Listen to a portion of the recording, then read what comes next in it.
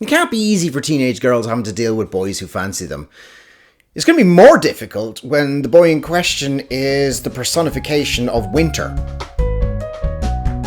Hello and welcome to the Book Thing. My name is Mark, and this is my review for the 35th book in the Discworld series, Wintersmith. So in Wintersmith, we pick up again with Tiffany Aching, who is now 13 years of age and well into her training as a witch. Her current apprenticeship is with the very odd Miss Treason, who is 113 years old and entirely blind, so she uses ravens that perch on her shoulder in order to be able to borrow their minds and be able to see through.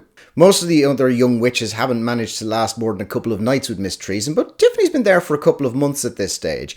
And one night Miss Treason brings her to see the dance that marks the end of the summer and heralds the oncoming winter. Now, I feel at this point that anyone outside of the British Isles probably needs to know what Morris dancing is. Morris dancing is a traditional type of English dance which is done around May Day, which is basically to herald the beginning of the summer. Now, Terry Pratchett was quite fascinated by Morris dancing, and it has come up in several of his books beforehand, like Lords and Ladies and Reaper Man.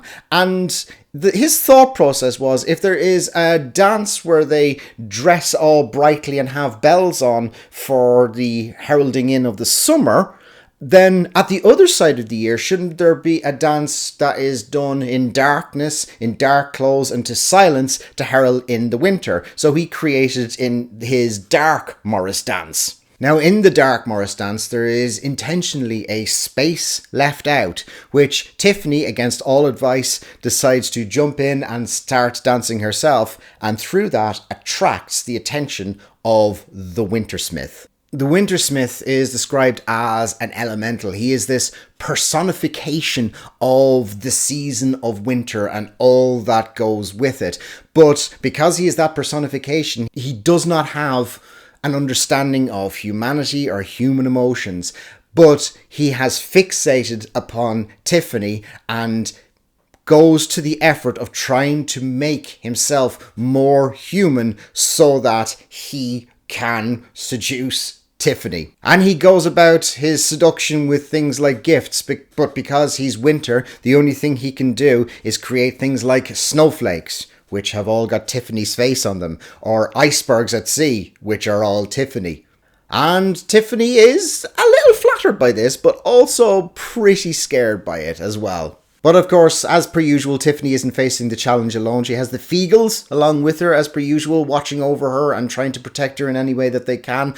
And also, there's Granny Weatherbacks, who is nudging her down the path of witchhood and trying to help her to try and solve these problems herself. Tiffany also gets to spend a little bit of time with Nanny Og as well, who we haven't seen in quite a while, but because this is a children's book, we don't get any renditions of the Hedgehog song. By the way, I am rereading the entire Discworld series at the moment. If you'd like to see any of the other reviews, please check out my channel. And if you like what you see, maybe you might like to hit the subscribe button as well. Please, maybe, kinda. I think one of the things I quite like about the Tiffany Aching series is that she is growing up. When we first saw her back in The Wee Free Men, she was only 8 or 9 years of age. And despite the fact that she was very clearly psychologically a witch, she was approaching it in the same way that an 8 or 9-year-old would. She's now 13, and as the books have progressed, she has actually grown up as well as growing into being a witch. So she's at an age where she maybe doesn't have the same level of self-confidence that she had when she was that bit younger.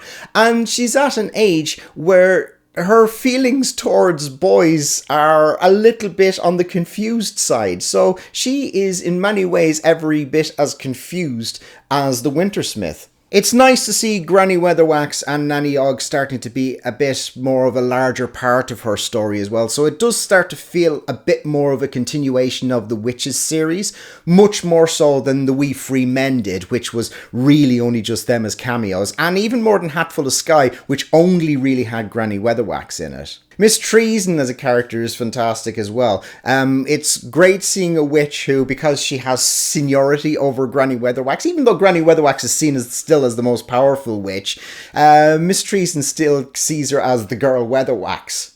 And you can also see that a lot of what Granny Weatherwax does has come from what she's seen from Miss Treason. The burrowing, where she's going into the minds of other animals. That is something that Miss Treason is obviously very adept at.